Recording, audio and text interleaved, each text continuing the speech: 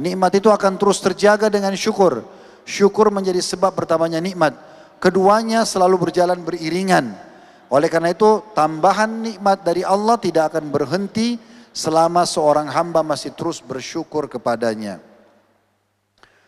Begitu juga Ali sempat mengatakan dalam statement yang lain, syukrul mun'im yazidu fir rizq. Bersyukur pada pemberi nikmat pasti akan menambahkan rezeki. Ya. Ada juga perkataan Umar bin Abdul Aziz rahimahullah, kita pindah ke slide sesudahnya. Ya. Kata beliau, ya, tadzakkarun ni'ama fa inna dzikraha syukur. Selalu ingat-ingat nikmat Allah. Kita pernah umrah, kita pernah haji, kita pernah sekolah, kita pernah ini dan itu. Maka mengingatnya saja sudah bagian dari syukur. Sudah bagian dari syukur. Berarti lawannya ya, kalau kita melupakan nikmat Allah, seakan-akan Allah tidak pernah buat baik sama kita, maka ini berarti kita tidak bersyukur.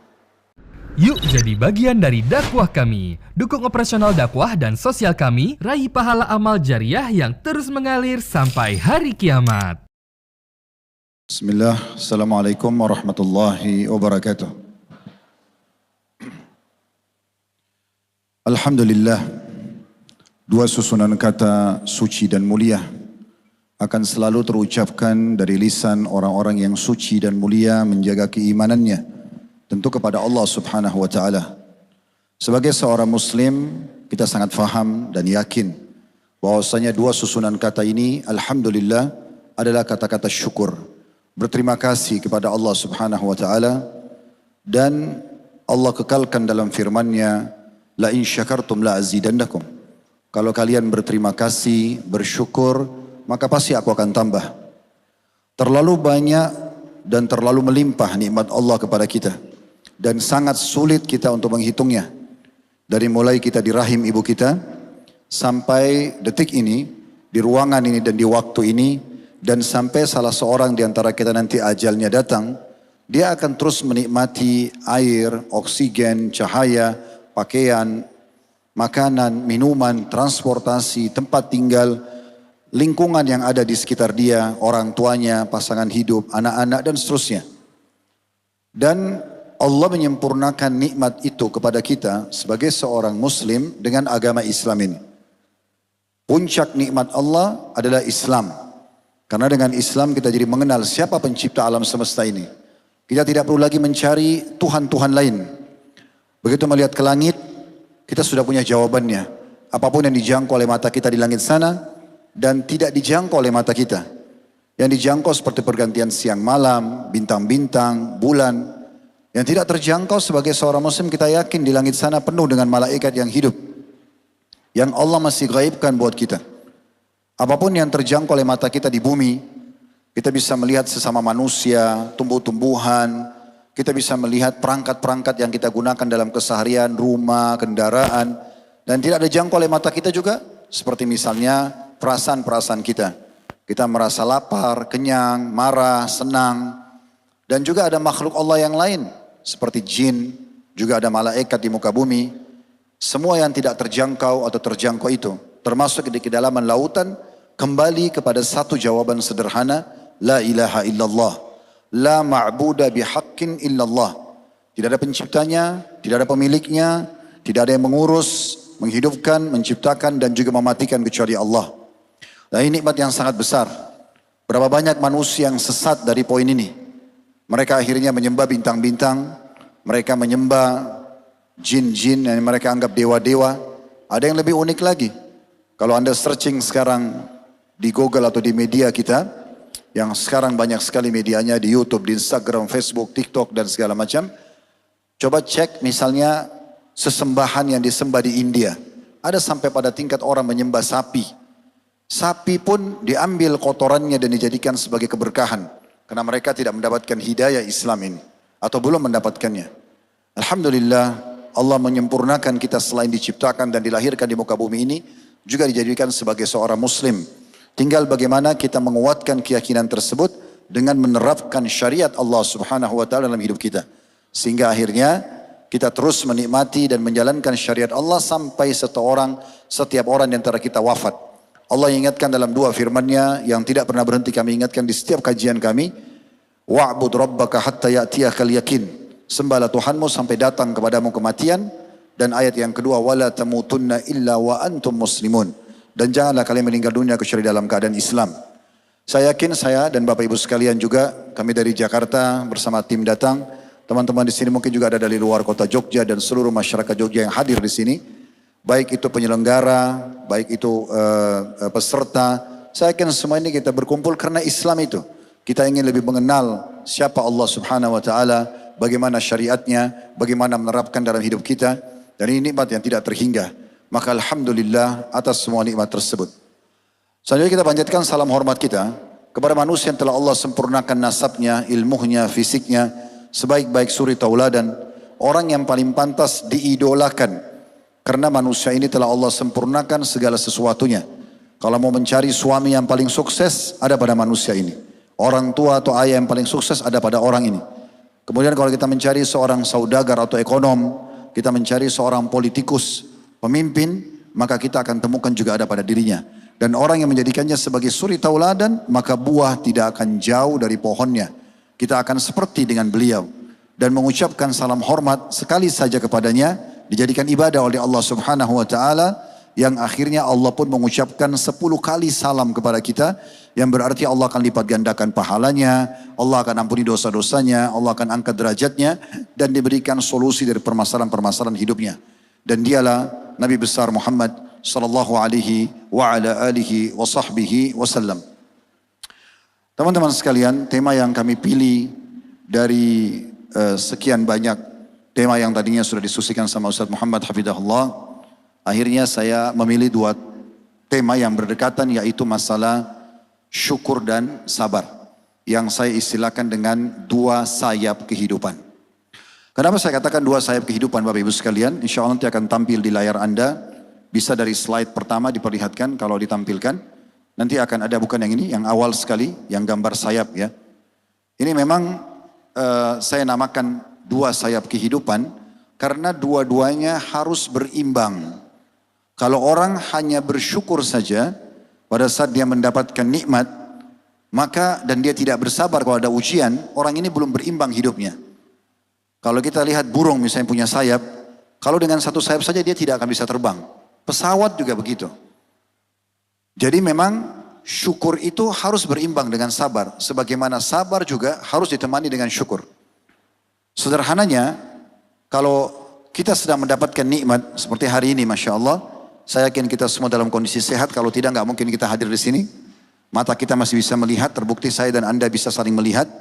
Telinga kita masih bisa mendengar, pikiran kita masih bisa berpikir, hati kita masih bisa mencerna, tangan menjama, kaki melangkah, dan anggota-anggota tubuh kita masih berfungsi dengan baik. Maka kita di atas nikmat Allah. Tugas kita pada saat ada nikmat adalah dua saja. Menikmati dan mensyukurinya. Dan Allah mudahkan syukur itu dengan alhamdulillah. Dan kalau ada ujian, dan pastikan kita pasti akan melalui ujian. Tidak ada siapapun di antara kita yang tidak akan diuji oleh Allah. Maka solusi terbaiknya adalah sabar.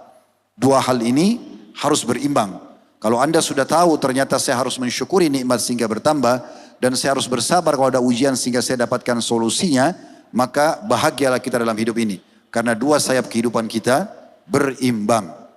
Pada hari ini insya Allah kita akan mulai tema syukur. Syukur bahasa Indonesianya sebenarnya terima kasih. Kalau kita sedang berbuat baik pada seseorang atau orang lain yang berbuat baik pada kita, lalu kita mendengarkan ucapan dari dia, terima kasih Pak, terima kasih Ibu, terima kasih terima kasih ukhti misalnya. Atau kita yang mengucapkan pada orang yang sudah berbuat baik kepada kita. Subhanallah, secara fitrah, alami, maka kita yang membantu atau memberikan sumbansi kepada orang itu, pasti akan merasa sangat nyaman, karena orang ini menilai pemberian kita. Begitu juga pada saat kita memberikan atau kita diberikan sesuatu oleh orang lain dan kita mengatakan terima kasih, atau kita balas yang setimpal dengan pemberiannya, dia memberikan makanan, kita berikan makanan, dia berikan minuman, kita berikan minuman, saya yakin kita juga merasa puas karena sudah minimal membalas dengan ucapan, dia pun juga akan merasakan seperti yang kita rasakan tadi, kalau kita yang menerima ucapan terima kasih. Tapi tanpa disamakan makhluk dengan Allah subhanahu wa ta'ala, Allah ini adalah zat yang betul-betul paling pantas untuk kita syukuri. Karena memang semua nikmat hanya datang dari Allah subhanahu wa ta'ala. Tadi saya sempat bacakan firman Allah, ada di slide di sini pesan ilahi, surah Ibrahim surah nomor 14 ayat 7, ayat yang sangat masyhur yang Allah kekalkan dalam firman-Nya dan terus akan berlaku sampai hari kiamat nanti. Allah mengatakan wa idz ta'adzana rabbukum la in syakartum la azidannakum wa la in kafartum inna adzabi lasyadid. Ingatlah atau maksudnya pelajarilah ketika Tuhanmu memaklumkan, memastikan, menetapkan sebagai sebuah peraturan, sesungguhnya jika kamu bersyukur, menilai semua kebaikan-kebaikan yang telah Allah berikan, makanan, minuman, pakaian, pendapatan, pergaulan dan segala macam hal, pasti kata Allah, aku, A-nya di terjemahan itu besar berarti kata ganti Allah, akan menambah nikmat itu kepadamu. Tetapi jika kamu mengingkari nikmatku, maka sesungguhnya azabku sangat pedih. Ayat ini menggambarkan kepada kita saudaraku seiman, Anda cuma punya opsi berterima kasih atas nikmat yang Allah berikan sehingga Allah tambah, atau Anda memungkirinya, mengatakan tidak penting untuk disyukuri. Maka akhirnya Anda akan disiksa oleh Allah subhanahu wa ta'ala. Makna di sini siksaan adalah diangkat nikmat tersebut. Nikmat makanan, nikmat minuman. Berapa banyak orang yang tadinya dia makan apa saja yang dia inginkan, dia konsumsi apa saja yang dia suka, tapi karena jarang bersyukur, akhirnya Allah angkat nikmat itu. Sudah gak bisa lagi makan seperti dulu, gak bisa lagi minum seperti dulu dan seterusnya. Berapa banyak nikmat Allah yang kita tidak sadari. Karena kita tidak sadari sebagai sebuah nikmat, akhirnya kita pungkiri. Kita anggap remeh. Saya kasih contoh misalnya, lapar. Kalau saya tanya kepada Anda semuanya, apakah Bapak Ibu ingin lapar? Jawabannya apa kira-kira? Mau lapar gak? Gak ada suaranya nih, rupanya sudah lemas dari pagi ya. Umumnya orang kalau ditanya mau lapar, orang tidak mau. Benar gak? Ya. Padahal sebenarnya kita sadar atau tidak sadar, lapar itu adalah sebuah wadah, tanda kutip yang Allah siapkan agar kita menikmati makanan.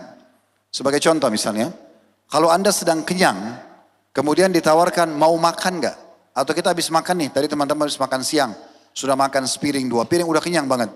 Pada saat kita ditawarkan makanan kesukaan kita lagi sekarang, misalnya ayam bakar, iga atau apa saja, kira-kira dalam kondisi kenyang Anda masih mau makan?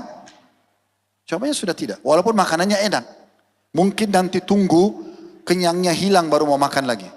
Jadi sebenarnya pada saat kita sedang lapar, kalau kita menggunakan teori agama, sebenarnya lapar itu sendiri sebuah nikmat. Karena dengan lapar kita jadi nikmatin makanan. Kalau orang lapar, dia akan minta makanan yang dia suka. Dan dia akan makan dengan lahapnya makanan tersebut. Berarti kalau Anda lapar mulai hari ini, jangan bilang aduh lapar. Harusnya kita mengatakan apa? Alhamdulillah kita lapar. Sekarang saya tanya lagi, capek misalnya. Yang kita biasa rasakan setiap hari, capek, letih. Ada gak di antara kita kalau ditawarin mau capek enggak? Jawabannya apa? Enggak. Tapi Anda sadar atau tidak sadar, capek itu sebuah wadah yang Allah siapkan agar kita menikmati istirahat kita. Sebagai contoh, kalau kita semuanya teman-teman di sini tidur nih dari pagi misalnya, pagi kita tidur sampai duhur misalnya, duhur bangun sholat tidur lagi sampai asar, misal, habis asar ada sebagian orang tidur lagi tuh. Saya tahu sebagian orang di Ramadan begitu, puasanya cuma 2 jam. Dari mulai habis subuh tidur, bangun sholat duhur tidur lagi. Bangun sholat asar masih tidur lagi, nanti jam 5 baru bangun. Jam 4, jam 5 sore, jadi cuma sejam 2 jam aja puasanya gitu ya. Kita tidak sedang bicara masalah hukum tidur yang berlebihan seperti ini. Tapi, kalau orang yang tidur banyak seperti ini, Anda tidur sudah 6 sampai 8 jam per hari misalnya. Kemudian malam hari disuruh tidur lagi, kira-kira masih bisa tidur gak? Udah gak bisa ya? Baik, sekarang kalau kita balik kasusnya, kalau Anda dari pagi aktivitas, kayak tadi teman-teman saya dengar dari pagi misalnya. Kita walaupun duduk, dengarin kajian, tidak membutuhkan energi. Ada kejenuhan dalam diri kita. Maka kita letih nantinya. Malam ini, kalau Anda balik sebentar, dalam kondisi capek, enak gak tidurnya? Jadi orang capek itu teman-teman bukan sebuah siksaan. Itu sebuah nikmat yang luar biasa. Karena dengan capek, kita mudah sekali tidur. Kena capeknya, tergeletak di lantai, tidur di sofa, bisa. Tapi kalau kita lagi tidak ngantuk, walaupun ranjangnya mewah, nggak bisa tidur. Berarti mulai hari ini, kalau teman-teman capek, jangan lagi bilang, aduh capek. Bilang, alhamdulillah saya capek. Ya, banyak sekali contoh-contoh dalam masalah ini. Dan Allah mengatakan, bahwasanya orang yang bersyukur, maka pasti aku akan tambah. Kalau tadi contoh capek dan lapar saja sudah harusnya kita syukuri, bagaimana dengan nikmat-nikmat lain? Dan Anda kalau mau menjadi orang yang suka bersyukur teman-teman, coba besarkan nikmat itu. Besarkan setiap kunyaan makanan yang kita makan. Karena terlalu banyak orang yang di luar sana nggak bisa lagi mencicipi makanan. Besarkan nikmatnya setiap tegukan minuman yang kita minum. Karena berapa banyak orang yang tidak bisa meneguk air dingin lagi. Berapa banyak, dan besarkan nikmat pakaian yang Anda pakai. Berapa banyak orang yang tidak bisa membeli pakaian seperti kita. Besarkan semua nikmat kendaraan, tempat tinggal, biologis yang halal dan apapun itu. Karena banyak orang yang terharamkan dari nikmat itu. Anda kalau suka bersyukur, perhatikan hadis ini. Luar biasa kedudukannya. Kata Nabi Muhammad SAW, At-ta'imus syakiru bimanzilatis sa'imis sabir. Ini hadis agung sekali. Kata Nabi SAW, orang yang makan dan bersyukur. Sudah makan, dapat yang dia suka makanannya, perutnya juga jadi kenyang, energinya jadi full kembali, bisa aktivitas. Dia bersyukur, dia cuma mengatakan alhamdulillah. Maka setara pahalanya. Udah makan kenyang, yang penting dia ikuti dengan syukur. Setara pahalanya, perhatikan apa kata Nabi, dengan orang yang berpuasa dan bersabar. Orang puasa kan gak boleh makan, gak boleh minum, dari azan subuh sampai azan maghrib. Kan butuh kesabaran. Kita sudah lalui kemarin Ramadan, teman-teman yang puasa Senin Kamis atau puasa-puasa sunnah tahu masalah itu. Dia sabar dia, dan itu dia yakin pahalanya besar. Ternyata itu dikalahkan pahalanya dengan orang yang makan tapi bersyukur. Ini salah satu dalil yang dipegangi oleh ulama yang berpendapat bahwasanya mana yang lebih afdal antara orang kaya yang bersyukur dengan orang miskin yang bersabar. Kaya tapi bersyukur atau orang miskin yang bersabar. Maka pendapat yang lebih dominan mengatakan orang kaya yang bersyukur. Dan orang yang kaya yang bersyukur kenapa? Karena ada dalil ini. Ternyata orang kalau suka bersyukur itu lebih mulia daripada orang yang bersabar.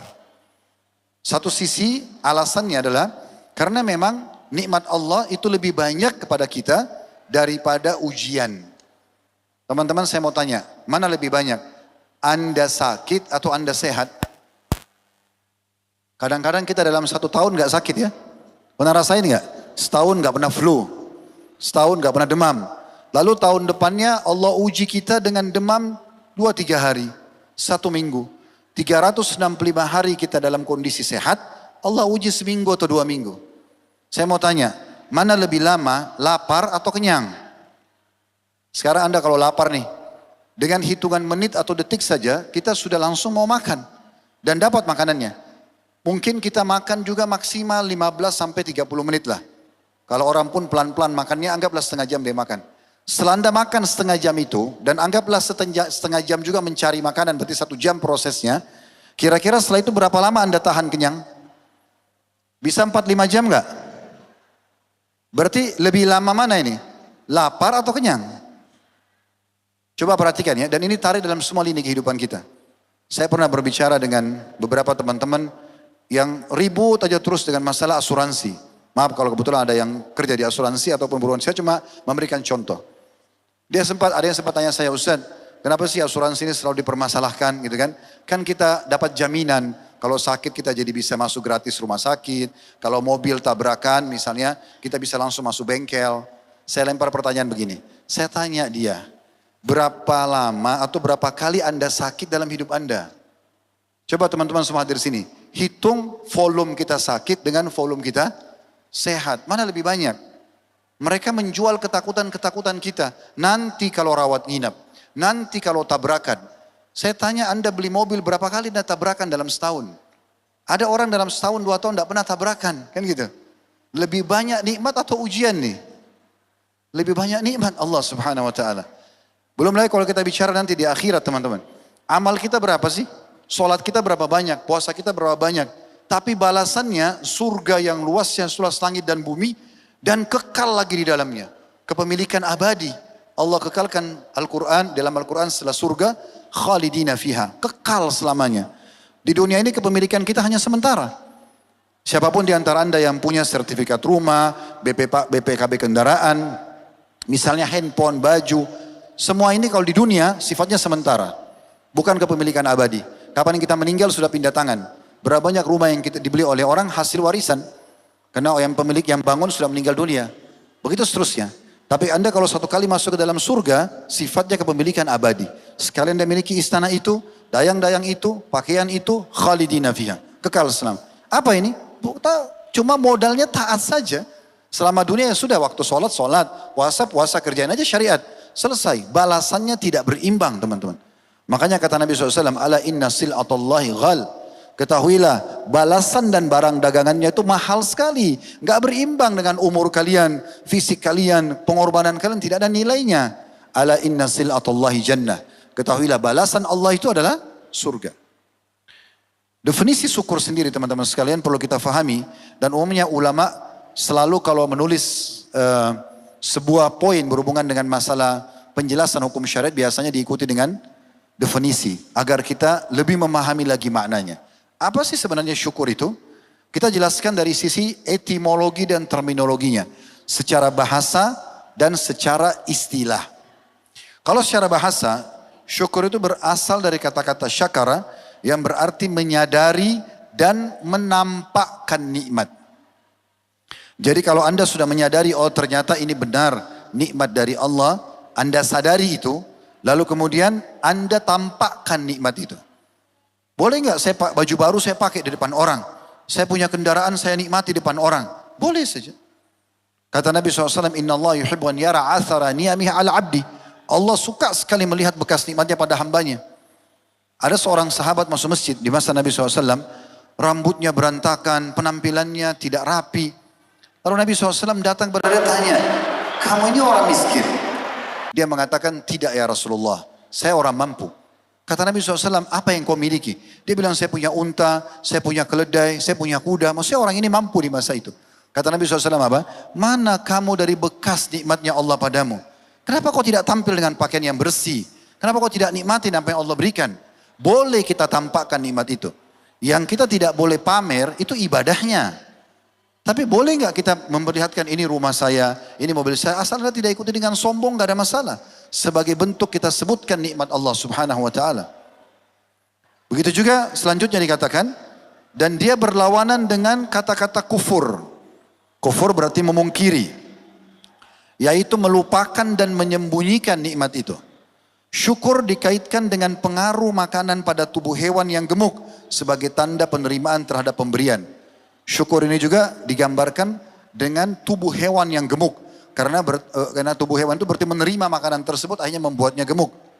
Dan syukur juga dihubungkan dengan istilah ain. Ainus syukur. Bahasa Arabnya atau mata air yang penuh. Kalau ada mata air yang penuh dan meluap diistilahkan dengan ainus syukur dalam bahasa Arab. Yang melambangkan jiwa yang dipenuhi rasa syukur kepada sang pemberi nikmat. Kemudian secara terminologi atau istilah, Al-Jauhari berkata, rahimahullah, syukur adalah memuji pemberi kebaikan atas kebaikan yang telah dianugerahkan. Ibnu Qayyim lebih jauh lagi menjelaskan kepada kita bagaimana mensosialisasikan syukur itu. Supaya kita betul-betul dianggap orang yang bersyukur. Melalui 3 aspek utama. Yang pertama, melalui lisan kita. Dengan mengatakan Alhamdulillah, Alhamdulillah. Ini mobil kamu bagus ya, Alhamdulillah. Rumah kamu bagus ya, Alhamdulillah. Kamu sehat sekali, Alhamdulillah. Kelihatannya bahagia, Alhamdulillah. Semuanya Alhamdulillah. Dia ucapkan dengan lisannya, ya. Bahkan tadi, kamu lapar gak? Alhamdulillah. Gak masalah, ya. Ada sebuah hadis yang mulia, di mana dikatakan bahwasanya Nabi SAW kalau sedang ada nikmat, beliau mengatakan Alhamdulillahilladzi bini'matihi tatimmus salihat. Segala puji dan puja kehadirat Allah SWT yang semua kebaikan tersempurnakan dengan izinnya. Dan kalau ada ujian pun kepada Nabi SAW, beliau sedang sakit atau ujian-ujian yang lainnya, beliau tetap mengatakan Alhamdulillahi ala kulli hal. Segala puji dan puja kehadirat Allah atas segala sesuatu di setiap keadaan. Atau dalam setiap keadaan. Kemudian yang kedua melalui hati. Ya. dengan cara mengakui dan mencintai Allah sebagai pemberi nikmat. Sebagaimana kita kalau diberikan sesuatu oleh orang dan kita puas, diberikan handphone, jam tangan, diberikan mobil, diberikan apa, pasti kita akan selalu mengenang orang itu di hati kita. Allah Azza wa Jalla lebih pantas untuk kita nilai sebagai pemberi nikmat dalam hati kita karena memang terlalu besar nikmat kita. Nikmat Allah SWT pada kita. Adanya orang tua kita sebuah nikmat, adanya pasangan adalah sebuah nikmat. Kita bahkan menikmati organ tubuh kita sebuah nikmat yang Allah SWT berikan. Maka sudah pantas kalau kita mau dianggap sebagai hamba yang bersyukur, hati kita selalu mengenang kebaikan Allah itu. Kemudian yang ketiga adalah amal perbuatan. Dengan menunjukkan rasa syukur, caranya dengan mengerjakan ketaatan dan kepatuhan. Jadi tidak pantas orang yang diberikan nikmat oleh Allah, kesehatan, matanya masih terang, telinganya juga masih jeli mendengar, tangannya masih, anggota tubuhnya semuanya masih bisa berfungsi, lalu dia gunakan dalam kemaksiatan, berzina misalnya, atau melakukan pelanggaran-pelanggaran, berarti dia memungkiri kebaikan sang pencipta Allah. Tidak masuk akal kalau kita sedang bekerja di satu perusahaan dan pimpinan perusahaan atau ownernya berbuat baik pada kita, kemudian kita malah ugal-ugalan di perusahaan itu. Kita malah merusak namanya, kita malah mencoreng kehormatan dari perusahaan tersebut. Itu tidak pantas ya. Jadi yang pantas adalah justru kita menunjukkan rasa terima kasih kita. Allah Subhanahu wa taala memiliki nama-nama dan sifat-sifat yang mulia.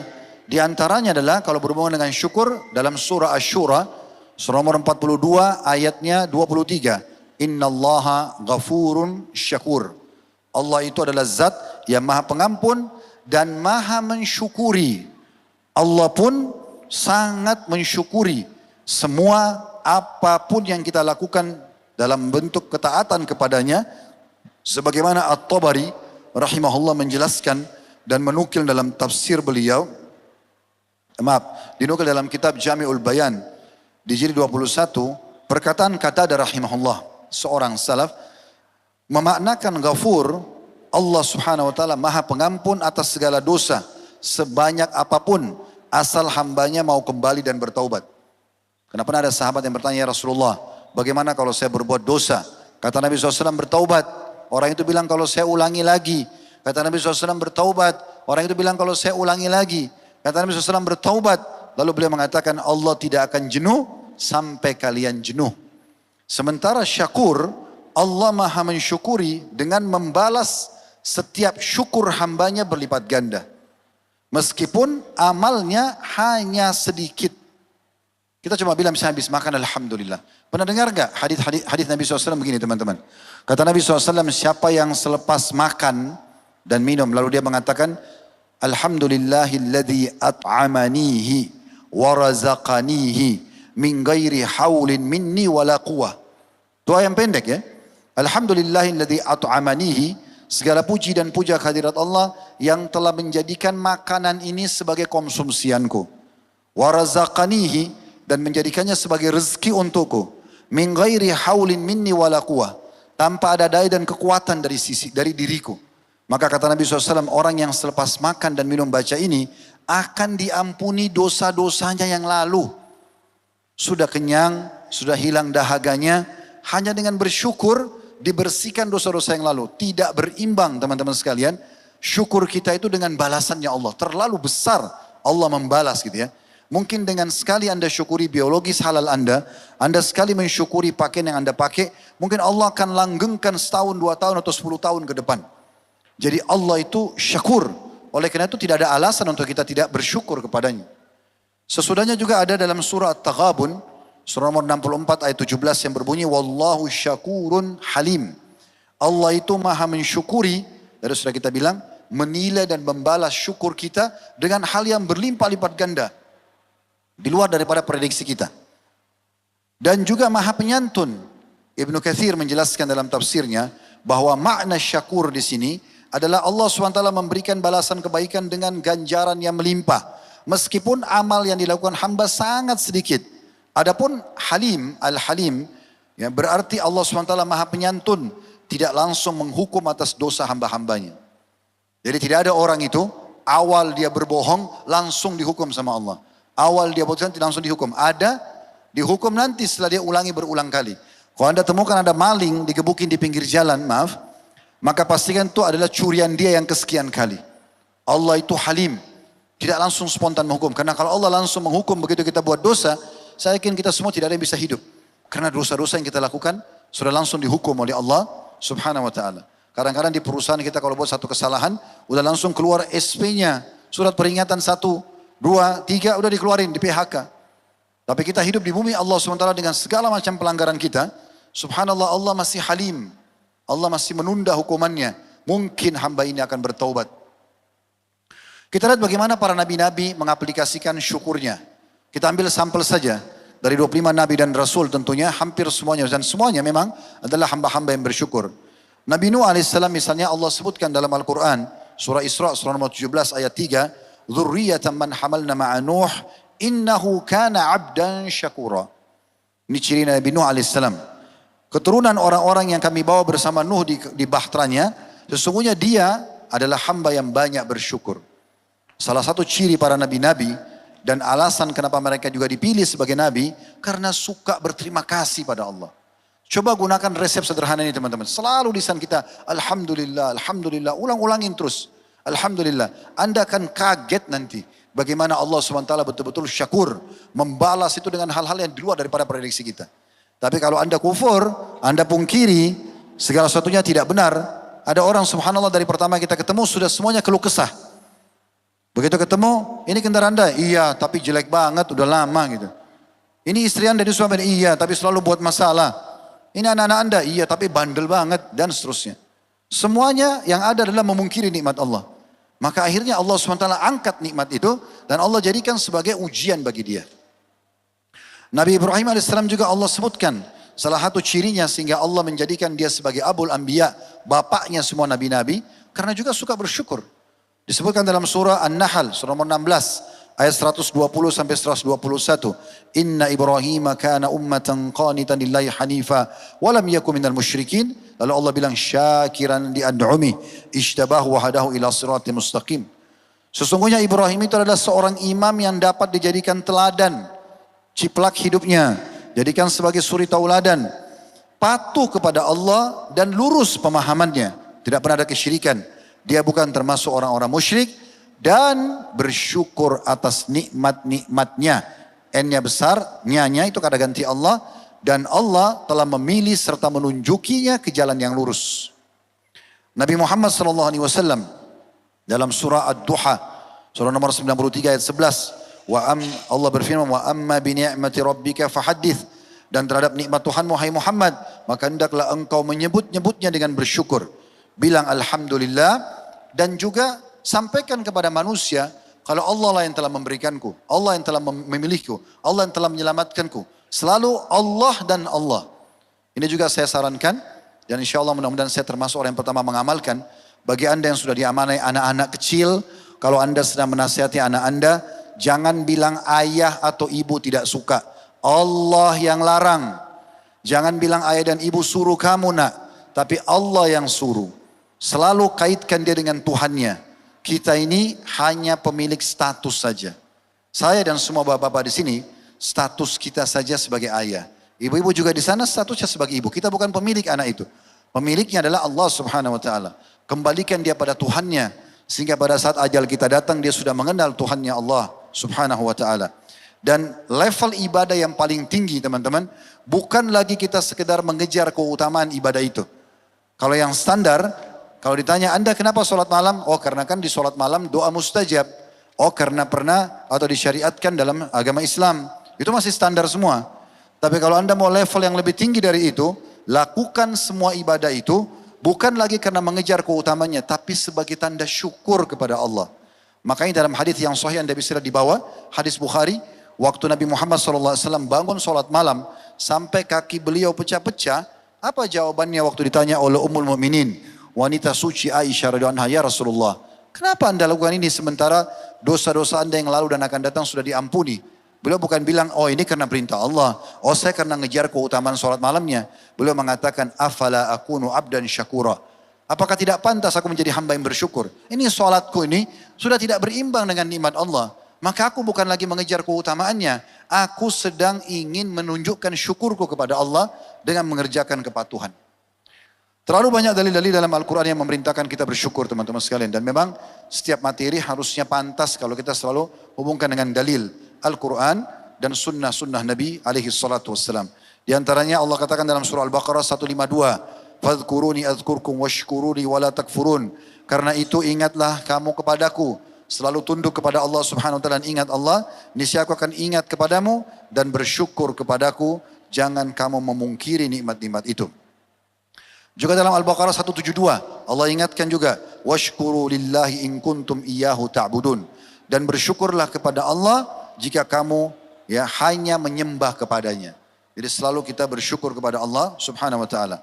Surah Al-A'raf juga Allah mengatakan ayat 144 wa kum minasyakirin, hendaklah kamu termasuk orang-orang yang bersyukur. Dan terlalu banyak firman Allah yang mirip-mirip seperti ini ya. Di antaranya di slide sesudahnya, karena di ayat yang sudah di bawahnya Az-Zumar 66 itu mirip. Wakum minasyakirin. Di slide sesudahnya dalam surah Az-Zumar, surah nomor 39 ayat 7 Allah mengatakan wa in tashkuru yaradhahu lakum. Kalau kalian bersyukur, kalian akan diridhai oleh Allah. Makna diridhai, Allah akan balas dengan balasan yang besar dan Allah akan jaga kalian. Kemudian seterusnya ya kita pindah ke dalil hadis saja langsung, karena ayat Al-Quran cukup banyak. Beberapa slide sesudahnya ada poin B, dalil syukur dari hadis-hadis Nabi SAW. Di antaranya adalah sabda Nabi SAW, la yarzuqullahu abdan syukur fayahrumuhu ziyada. Kata Nabi SAW, Allah subhanahu wa ta'ala tidak memberikan kepada seseorang hamba rasa syukur. Anda mau bersyukur, Alhamdulillah, Alhamdulillah. Apa saja Anda lihat di depan Anda, Alhamdulillah. Besarkan nikmat itu. Bisa meneguk, tadi saya katakan satu air saja, Alhamdulillah, nikmat banget. Bisa memilih mengucapkan atau merasakan makanan juga, Alhamdulillah. Bisa pakai baju, Alhamdulillah. Bisa tidur, Alhamdulillah. Semuanya kita katakan Alhamdulillah.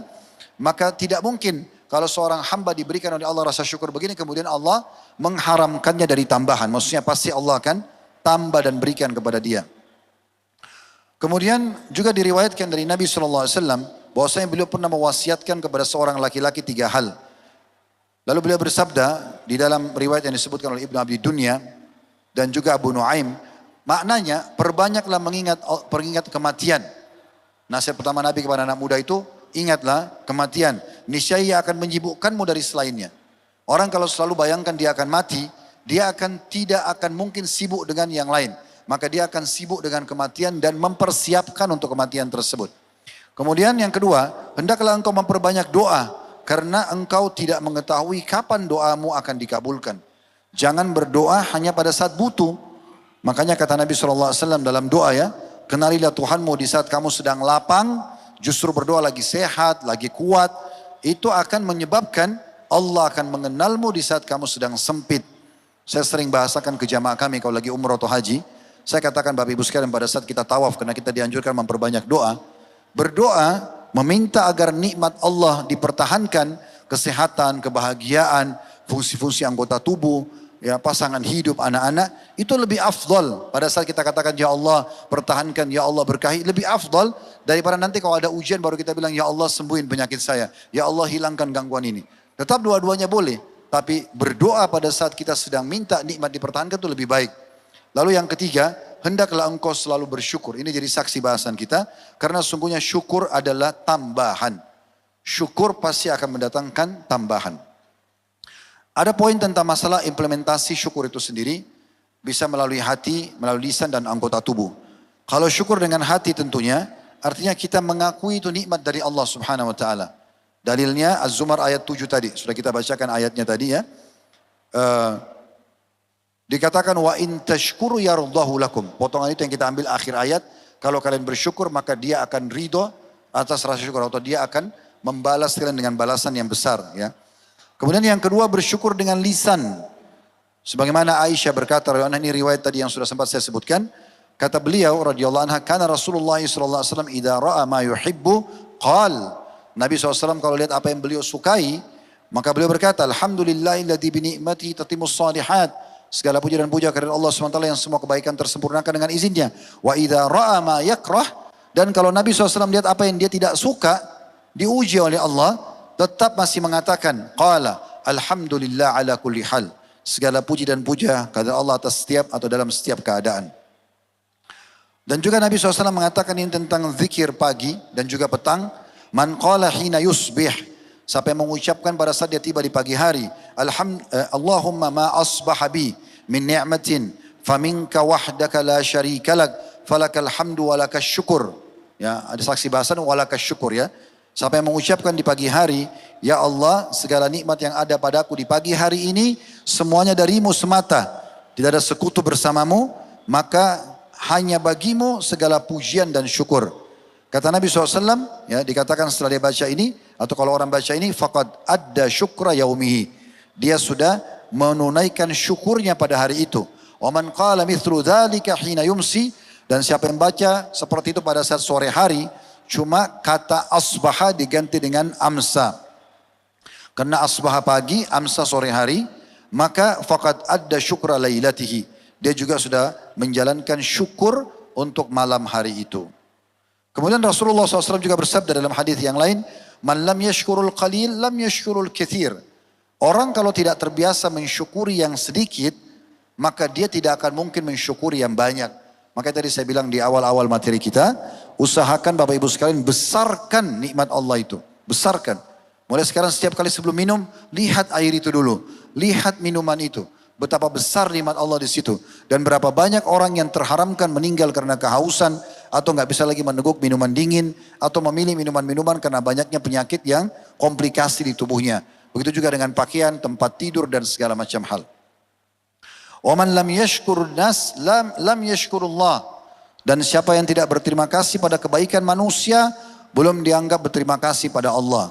Sering ucapkan terima kasih kepada kedua orang tua, terima kasih kepada pasangan hidup, terima kasih kepada anak-anak yang mungkin sudah berbakti, terima kasih kepada guru, ya siapapun yang sudah membantu kita, apapun perbuatannya, walaupun perbuatan itu hanya sederhana.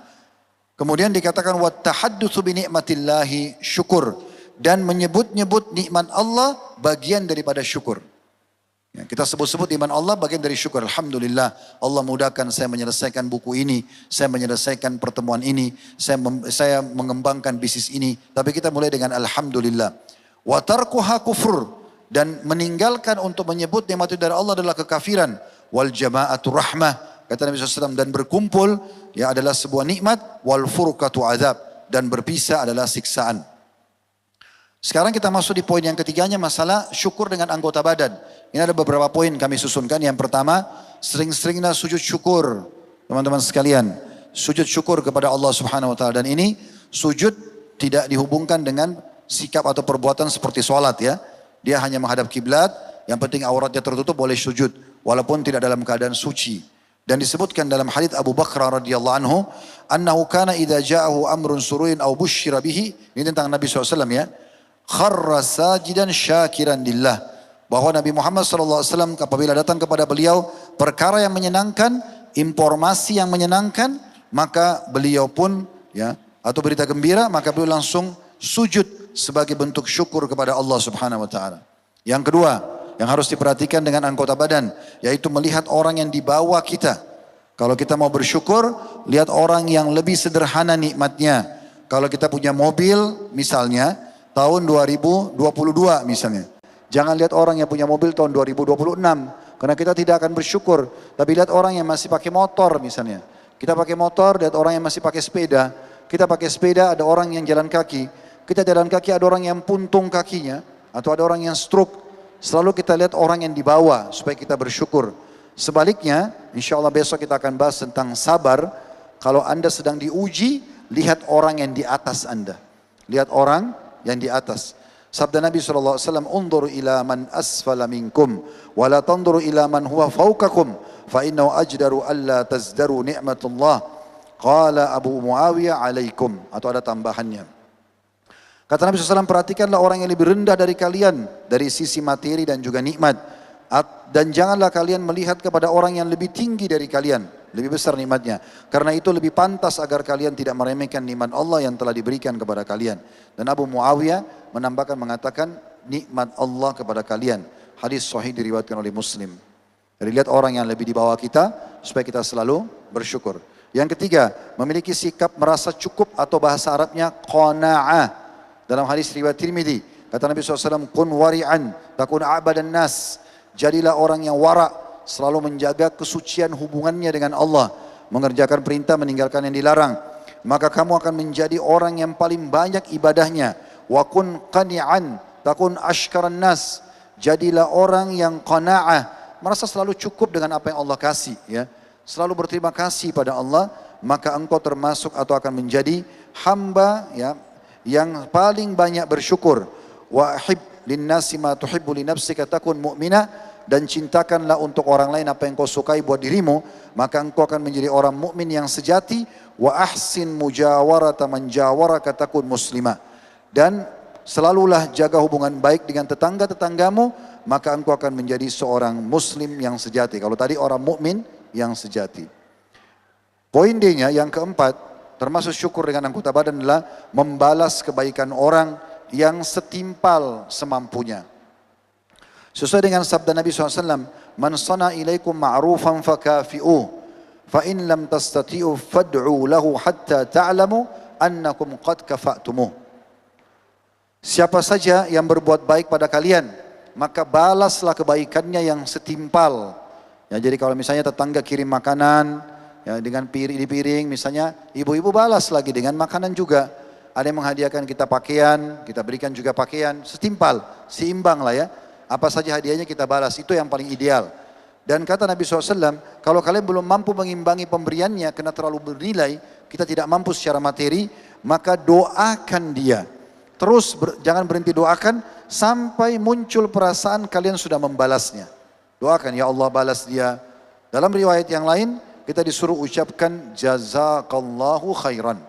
Riwayat itu riwayat Imam Tirmidzi. Kata Nabi SAW, man suni'a ilaihi ma'rufa, faqala li fa'ilihi jazakallahu khairan, faqad ablaga fi thana.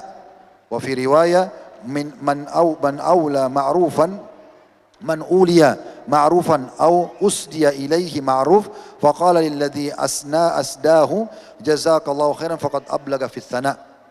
Barang siapa yang diberikan satu kebaikan dan berkata kepada pemberinya, jazakallahu khairan. Tolong digarisbawahi an-nya ya. Karena seringkali saya temukan ikhwah dan akhwat kita, jazakallahu khair, jazakallahu khair. Ya. Tidak ada an-nya. Saya dengarkan ceramah yang positif sekali dari Profesor Dr. Abdul Razak Abbad, hafidahullah, salah satu ulama di masa kita sekarang dan mengajar di Masjid Nabawi. Beliau bilang, siapa yang mengucapkan jazakallahu khair tanpa an, belum menjalankan sunnah Nabi. Karena lafaz Nabi memang di situ an, jazakallahu khairan. Itu sederhana sebenarnya, tapi memang benar apa yang beliau sampaikan. Maka semenjak saya dengar penyampaian beliau, saya sering ingatkan. Karena saya pun dulu mungkin begitu. Kadang-kadang kita kena buru-buru, jazakallah khair, jazakallah khair. Ada juga orang kadang-kadang bertanya, tulisannya cuma jazakallah, jazakallah. Jazakallah itu apa? Semoga Allah balas Anda dengan apa? Khairan itu doanya, kebaikan. Semoga Allah balas Anda dengan kebaikan. Siapa yang mengucapkan kepada orang yang telah berbuat baik kepadanya, jazakallahu khairan, maka artinya semoga Allah membalas kebaikanmu dengan kebaikan, maka dia telah memberi pujian yang sangat baik. Dalam riwayat lain, barang siapa yang diberikan kebaikan atau ditolong dengan kebaikan, lalu dia mengatakan kepada yang memberi bantuan tersebut, jazakallahu khairan, maka dia telah memberikan pujian yang sangat baik. Yang terakhir, yang kelima, di poin E, menerima masukan orang lain. Ini juga termasuk bentuk syukur, ya. Dan dia terus mengenang masukan orang itu. Termasuk orang yang kufur nikmat tidak bisa terima masukan. Dia merasa dia dihina kalau diberikan masukan. Ini keliru. Perhatikan dua sahabat yang mulia ini.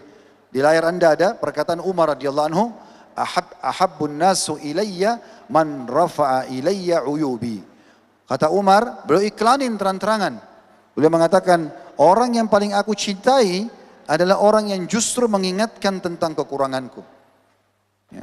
Umar sangat berterima kasih kalau ada yang mengatakan, hai Umar, engkau salah Umar. Hai Umar, jangan begini. Kalau kita kan terbalik kadang-kadang. Kita merasa orang ini menghina saya, kena mengingatkan gitu kan.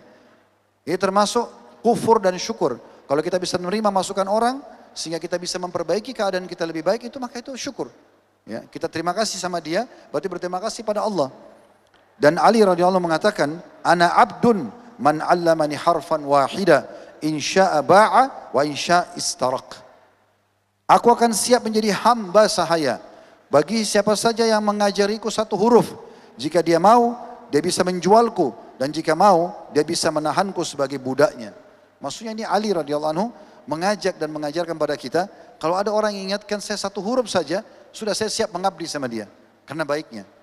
Sudah berapa banyak kita terima pengalaman, ilmu, nasihat dari guru-guru kita.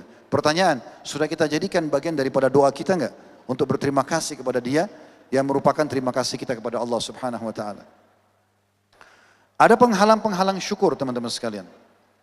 Tadi sudah kita panjang lebar bahas definisi syukur, dalilnya, kiat-kiat supaya syukur, ya, dengan lisan, dengan hati, dengan anggota tubuh. Tapi juga ada penghalang-penghalangnya yang membuat orangnya tidak bersyukur. Yang pertama, maksiat, banyaknya dosa kepada Allah subhanahu wa ta'ala. Kalau ada orang yang Anda lihat bermaksiat pada Allah dan nikmat Allah melimpah pada dia, maka ini adalah istidraj, tahapan hukuman dari Allah.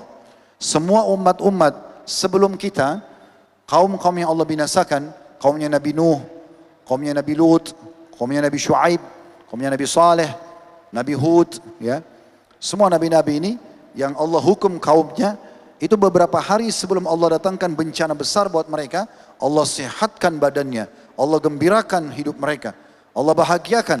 Sehingga pada saat mereka lalai, mereka lupa, akhirnya Allah hukum mereka di saat itu. Jadi jangan terpengaruh, kok orang itu maksiat tiap hari ke diskotik, ke bar, mabuk, dia masih hidup aja. Itu istidraj, agar dia tambah lalai. Jangan dia dijadikan sebagai contoh. Karena kalau Allah mau hukum, hitungan detik selesai urusannya. Ya, Allah akan binasakan setiap hitungan detik. Orang mati itu hitungan detik teman-teman sekalian. Sebentar sekali. Kata Nabi SAW, "Idza ra'aita Allah yu'til 'abda minad dunya 'ala ma'asi ma yuhib fa innama huwa istidraj." Thumma tala qauluhu ta'ala, "Falamma nasu ma dzukiru bi fatahna 'alaihim abwaaba kulli syai' hatta idza farihu bima utu akhadnahum baghtatan fa idza hum mublisun." Kata Nabi SAW, apabila kamu melihat Allah memberikan kepada seorang hamba kenikmatan dunia meskipun ia melakukan kemaksiatan yang ia sukai, maka itu hanyalah bentuk istidraj atau penundaan azab sambil terus diberikan nikmat. Kemudian beliau membaca firman Allah yang artinya, maka tak kala mereka melupakan peringatan yang telah diberikan kepada mereka, kami pun membuka semua pintu kesenangan untuk mereka. Hingga apabila mereka merasa gembira dengan apa yang telah diberikan kepada mereka, kami siksa mereka secara tiba-tiba. Maka ketika itu mereka pun terdiam putus asa. Maka tadi saya bilang, umat-umat sebelum kita dibinasakan oleh Allah SWT, sebelum dibinasakan justru dilimpahkan nikmat kepadanya. Kemudian dalam hadis yang lain, yang menjadi penyebab akhirnya kita tidak bisa bersyukur, nikmat diangkat, maksiat. Kata Nabi SAW, hadis riwayat Ibnu Majah dan Ahmad, "Innal 'abda la yuhramur rizq bidzambi yusibu." Sesungguhnya seorang hamba itu yang bisa terhalang dari rezeki karena dosa yang terus dilakukan olehnya. Yang kedua, meremehkan nikmat tersebut. Tadi makanya saya bilang, besarkan teman-teman sekalian, besarkan. Ya, kita bisa duduk begini, itu nikmat. Ada orang yang tidak bisa duduk. Ya, ada orang, Anda maaf ya, bisa buang air besar, bisa keluarkan angin, sebuah nikmat. Ada orang yang kembung nggak bisa keluarin angin. Ada orang yang nggak bisa buang air besar, sulit sekali, sakit sampai berdarah. Ya, ada yang ambeien dan segala macam hal. Itu sebuah nikmat. Kita masih bisa merasakan mules, kemudian kita buang air dan kita bisa berhenti dan kita rasa sudah cukup, itu sebuah nikmat. Itu aja nikmat, apalagi kalau kita bisa makan, bisa ngunyah, bisa telan, bisa memilih dan segala macam hal.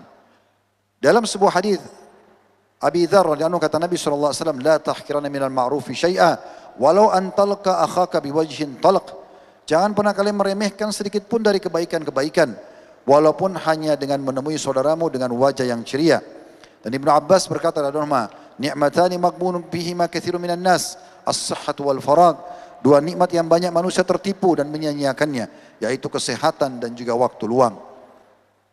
Yang ketiga, jauh dari ibadah. Ya. Justru banyak orang, maaf ya, kalau misalnya lagi rekreasi nih, sekarang lagi liburan anak-anak sekolah, banyak orang tua bawa anaknya pergi rekreasi. Saya nggak tahu kalau di Jogja ini di mana, tapi kalau kayak di Jakarta orang pergi Puncak, pergi Bogor, jalan-jalan.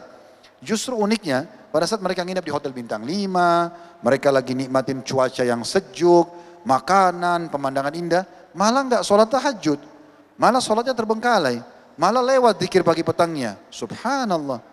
Harusnya makin besar nikmat Allah, makin bersyukur, makin ibadah gitu ya. Hati-hati. Karena Allah bisa angkat nikmat itu karena kita tidak bersyukur. Sebagaimana Abu Hazim rahimahullah berkata, "Kullu nikmatin la tuqarribu minallahi azza wa jalla fahiya baliyah." Setiap nikmat yang tidak mendekatkan diri kepada Allah azza wa jalla, maka itu adalah suatu musibah. Kalau kita sedang nikmat, punya kendaraan, badannya sehat, bajunya iya, enggak ada kata syukurnya sedikit pun, maka itu musibah buat dia. Karena dia mirip kondisi dan keadaan orang-orang kufur yang sebelum dibinasakan mereka tidak bersyukur. Yang keempat, tamak dan tidak qanaah. Tadi justru sebelumnya kalau dia tanda-tanda syukur dia qanaah, dia merasa cukup dan dia bersyukur. Di sini tamak maksudnya adalah mereka coba mengambil yang bukan haknya. Karena kalau Anda sedang punya nikmat, punya investasi, punya bisnis, punya kesehatan, Anda minta ditambah oleh Allah, tamak terhadap rahmat Allah boleh. Tapi tamak yang itu tamak positif ya. Anda berharap Allah panjangkan umur di atas ketaatan, Anda berharap Allah tambahkan ilmu, Allah tambahkan kebahagiaan, itu boleh. Tamak dengan rahmat Allah. Tapi kalau tamak terhadap apa yang di tangan manusia, bukan milik Anda iri, dengki sama orang, ini yang haram. Makanya Nabi SAW mengingatkan, "Lau kana ibnu Adam wadiyani min mal, labtagha wadiyan thalitha, wa la yamla'u fahu illa turab, wa yatubullah ala man tab." Seandainya anak Adam memiliki 2 lembah harta, niscaya ia akan mencari lembah yang ketiga. Tidak ada yang memenuhi mulutnya selain tanah atau kematian. Dan Allah menerima tobat orang yang bertobat. Hadis Bukhari Muslim. Tapi di sini adalah tamak yang negatif. Maksudnya berharap agar dia mendapatkan apa yang orang miliki. Berharap dia mendapatkan apa yang orang miliki. Maksudnya dia berharap dia memiliki punya orang itu dan orang itu kehilangan nikmatnya. Ini yang biasa disilakan dengan hasad atau iri. Juga sabda Nabi SAW, "Syarru ma fir rajuli syuhun hali' wa jubnul khali'." Seburuk-buruk sifat yang ada pada seseorang adalah sifat bakhil, sifat pelit, yang sangat tamak, maksudnya yang bukan haknya pun ya, dan ketakutan yang sangat mencabut keberanian. Ini disebutkan Nabi SAW adalah sesuatu yang paling buruk pada diri seseorang. Sudah pelit dan tamak terhadap apa yang di tangan orang lain. Yang kelima, sibuk dengan makhluk dan melupakan Khaliq. Anda pada saat diterima kerja, sebenarnya yang memudahkan Anda adalah Allah. Karena dari awal yang ciptakan Anda Allah. Dari sekian miliar sperma yang tertuangkan di rahim ibu kita, Allah memilih kita. Dari situ Allah sudah kasih tuh pilihan nikmat. Banyak sperma yang tertuangkan di rahim ibu kita, kita yang dipilih oleh Allah SWT. Lalu Allah kasih kita perangkat mata, telinga, tangan, kaki. Lalu kita hidup, oksigen. Ada orang tua yang mengurus kita, pakaian, makanan, uang sekolah, uang jajan, makanan dan segala macam hal disiapkan semuanya. Pas begitu sudah mulai dewasa, lalu ada satu temannya berbuat baik dengan dia, memberikan dia peluang kerja, memberikan investasi dana. Dia langsung mengatakan, "Terima kasih banyak, kamu baik banget." Tapi nggak pernah bilang alhamdulillah. Dia nggak puji Tuhannya. Padahal yang buat dia lahir di muka bumi adalah Allah, yang berikan dia ilmu Allah, yang buat teman dia bisa bertemu dengan dia Allah. Allah Azza wa Jalla yang mengatur semuanya. Kenapa kita justru lebih dahulukan makhluk daripada Allah Subhanahu wa taala? Makanya Allah ingatkan dalam surah An-Nahl ayat 53, "Wa ma bikum min ni'matin faminallah." Segala nikmat yang ada pada kalian semuanya dari Allah. Tidak ada dari manusia. Manusia cuma dijadikan sebagai sebab saja. Kita sembuh bukan karena dokter, tapi karena Allah Subhanahu wa taala. Allah memudahkan kita bertemu dengan dokter yang cocok, resep yang cocok, lalu kita sembuh. Kalau Allah Azza wa Jalla tidak ingin kita sembuh, kita tidak akan sembuh. Begitu juga sabda Nabi SAW, "Man kanatid dunya hammahu, farraqallahu alaihi amrahu, wa ja'ala faqrahu baina aynayhi, wa lam ya'tihi minad dunya illa ma kutiba lahu, wa man kanatil akhiratu niyatahu, jama'a Allahu lahu amra, wa ja'ala ginahu fi qalbihi, wa atathu dunya wa hiya ragimah." Ini hadis agung sekali ya, yang kalau Anda fahami hadis ini baik-baik, renungi baik-baik, jadikan sebagai pedoman hidup, ini luar biasa. Perhatikan kata Nabi SAW, barang siapa yang menjadikan dunia sebagai tujuan utamanya, dia lupa kepada Allah, maka Allah akan mencerai-beraikan urusannya, menjadikan kemiskinan selalu terbayang depan matanya, selalu tidak pernah cukup nikmat yang Allah berikan. Walaupun sudah mobil mewah, perusahaan, tabungan sekian banyak, selalu saja begitu, kurang. Dan tidaklah ia mendapatkan bagian dari dunia kecuali apa yang telah ditetapkan untuknya. Namun di sini mohon maaf terjemahan ada yang kurang ya. Terjemahan selanjutnya, dan barang siapa yang mengejar akhirat, bersyukur pada Allah, dia hanya fokus kepada yang halal, dia juga berbagi dengan manusia gitu ya. Maka Allah akan satukan urusan-urusannya, Allah akan mudahkan urusannya, Allah akan berikan kekayaan di hatinya, sehingga satu kendaraan selalu cukup, ya. Anak, pasangan hidup, pakaian, semuanya cukup bagi dia. Lalu Nabi SAW mengatakan apa? Orang yang seperti ini, maka akan datang kepadanya dunia dalam kondisi terhina. Datang kepada dia dunia tersebut. Kemudian selanjutnya teman-teman sekalian, yang keenam adalah ujub dan merasa berjasa sendiri. Dia kalau sudah sarjana, S1, S2, S3, sudah memiliki perusahaan, bagaimana Anda bisa dapat raih ini? Oh, karena saya kan pintar, saya kan berprestasi, saya dan saya, aku dan aku, lupa kepada Tuhannya. Ini bahaya sekali. Menjauhkan orang dari syukur hanya menjadi kufur. Sebagaimana kita tahu Qarun di masa Nabi Musa alaihissalam, dulu jadi pengikut Nabi Musa. Lalu dia bilang, hai Musa, doakan saya supaya saya mendapatkan ya pintu rezeki. Lalu Nabi Musa doakan, akhirnya Allah berikan dia ilmu, bisa mengelola emas. Sampai Allah gambarkan dalam Al-Quran, gudang hartanya Qarun, itu kuncinya saja membutuhkan beberapa orang laki-laki yang kekar-kekar untuk memikulnya. Kita biasa kuncinya kita kecil, ini kuncinya aja dibawa oleh banyak laki-laki besar, karena pintu gudangnya besar, hartanya banyak. Makanya di Indonesia pun kalau ada harta yang tertimbun dikatakan harta Qarun, harta karun ya. Karena memang Qarun dan seluruh istana hartanya Allah timbun di tanah, di wilayah ya, tempat dulu hidup bersama Nabi Musa alaihissalam di Mesir gitu ya. Dan Allah firmankan kepada Musa, tidak akan pernah ada yang bisa menemukan Qarun dan juga hartanya. Allah timbun ke dalam tanah. Nah dia waktu ditagi, waktu sudah kaya, Nabi Musa utus orang suruh tagi supaya keluarkan zakat hartanya. Dia bilang, kenapa saya harus keluarkan zakat? Ini kan dari kepintaran saya. Itu yang Allah gagalkan dalam surah Al-Qasas surah nomor 28 ayat 78. Qala innama utitu ala ilmin indi. Ini karena diberi harta ini ya hanya karena ilmu yang aku, karena kemahiranku, bukan karena Allah. Jadi seakan-akan dia bilang, ngapain saya harus bayar zakat? Nah ini karena kepintaran saya kok. Nah seperti itu kurang lebih. Maka Allah binasakan dia. Yang ketujuh, berkumpul dengan orang-orang yang tidak bersyukur. Ini bahaya juga nih, komunitas. Jadi kalau kita bertemu dengan orang teman-teman dari pertama ketemu, isinya cuma keluh kesah, suaminya jelek, istrinya jelek, semua pengendaraannya kurang, segala macam sekitarnya semuanya jelek, keluh kesah, jangan jadikan sebagai teman. Karena pasti kita akan terpengaruh dengan dia. Selalu berkumpul dengan orang yang selalu bilang di sana, Alhamdulillah, Alhamdulillah, itu bagus banget. Ya. Nah itu tentunya Allah jelaskan dalam surah Al-Kahfi, surah nomor 18 ayat 28, ini sering kita baca di malam Jumat atau hari Jumat. ولا تعد عيناك عنهم تريد زينة الحياة الدنيا ولا تطع من أغفلنا قلبه عن ذكرنا واتبع هواه. Saksi bahasan adalah akhir ayatnya ya. Dan janganlah engkau mengikuti orang-orang yang telah kami lalaikan hatinya dari mengingat kami dan mengikuti hawa nafsunya. Yang kedelapan, yang terakhir, banyak menuntut dan sedikit bersabar. Sebagaimana Allah sebutkan ya dalam surah Saba surah nomor 34 ayat 13, wa qalilun min ibadiyasy syakur, dan sangat sedikit hamba-hambaku yang bersyukur. Ya. Ini kurang lebih teman-teman sekalian gambaran daripada materi sabar. Karena ada manfaat sabar ini, tapi ini ya, sudah kita singgung tadi ya. Bertambahnya nikmat, selamatnya dari siksaan, kemudian juga selalu mendapatkan kebaikan. Ya. Dan kita coba tutup, kita pindah ke poin perkataan salafus saleh berhubungan dengan masalah syukur ini. Kata Ali radhiyallahu anhu kepada seseorang laki-laki dari suku Hamdan, ada di slide nomor 54 ya. Ya, yang ini. Inna ni'mata, ya. Kata beliau, musalatu bisyukur, wasyukur mu'allakum bil mazid, wa huma makrunani fil qarn, falan yanqati'a al mazid min Allah hatta yanqati'a syukur min al abd. Artinya kata Ali, nikmat itu akan terus terjaga dengan syukur. Syukur menjadi sebab bertambahnya nikmat. Keduanya selalu berjalan beriringan. Oleh karena itu tambahan nikmat dari Allah tidak akan berhenti selama seorang hamba masih terus bersyukur kepadanya. Begitu juga Ali sempat mengatakan dalam statement yang lain, syukrul mun'im yazidu fir rizq. Bersyukur pada pemberi nikmat pasti akan menambahkan rezeki. Ya. Ada juga perkataan Umar bin Abdul Aziz rahimahullah, kita pindah ke slide sesudahnya. Ya. Kata beliau, ya, tadzakkarun ni'ama fa inna dzikraha syukur. Selalu ingat-ingat nikmat Allah. Kita pernah umrah, kita pernah haji, kita pernah sekolah, kita pernah ini dan itu.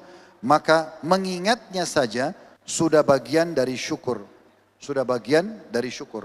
Berarti lawannya ya, Kalau kita melupakan nikmat Allah, seakan-akan Allah tidak pernah buat baik sama kita, maka ini berarti kita tidak bersyukur. Abdul Hamid rahimahullah berkata, "Man lam yashkurul in'am fa'dudhu minal an'am." Ini tegas sekali perkataan beliau ya. Ini ulama yang meninggal sebenarnya belum terlalu lama ya. Meninggalnya wafatnya di tahun 1940 Masehi. Tapi sebenarnya menarik sekali dinukil dari kitab Adabuddin wa Dunya, yang artinya barang siapa yang tidak mensyukuri nikmat, kalau kau temu kepada seseorang yang semua hidupnya keluh kesah, tidak ada bersyukurnya, maka anggaplah dia termasuk binatang ternak. Karena binatang ternak itu tidak pernah bersyukur. Ya. Ini statement beliau supaya menyadarkan orang. Ini kurang lebih penutupan dari bahasan kita teman-teman sekalian. Kesimpulannya adalah bagaimana kita membiasakan diri kita untuk melihat nikmat Allah Subhanahu wa taala dan kita syukuri, kita berterima kasih kepada Allah Subhanahu wa taala. Sebagai penutup ada satu statement yang menarik yang perlu saya sampaikan. Ini juga setelah sekian lama melalui pengalaman hidup. Di umur saya sekarang yang 51 tahun, saya mulai coba mengorek lagi, muhasabah lagi, introspeksi diri lagi. Ternyata selama ini kalaupun kita pernah mendengar, Bapak Ibu sekarang belajar tentang masalah syukur, saya mungkin mengajarkan teorinya. Anda harus fahami teman-teman, satu waktu nanti Allah Azza wa Jal akan mempertemukan Anda dengan keadaan yang Allah menguji Anda praktekin nggak teori syukur itu. Misal contoh, Allah limpahkan sebuah nikmat. Pernah nggak Anda rasakan teman-teman sekalian, dalam seharian itu nyaman banget, dari pagi sampai malam, nggak ada masalah. Bangun tidur bahagia, sarapan sudah ada, pakaian sudah tersiapkan, kendaraan ada, dimuliakan orang, jalan segala macam, pokoknya semuanya lancar-lancar saja. Sampai malam, Allah biarkan nikmat itu. Bahkan Allah biasa lebihkan 2 hari, 3 hari. Allah lihat, selama ini saya berikan nikmat, dia syukuri. Sekarang saya mau lebihkan nih, kira-kira dia syukuri nggak? Ini ujiannya, dan pasti datang dalam hidup Anda.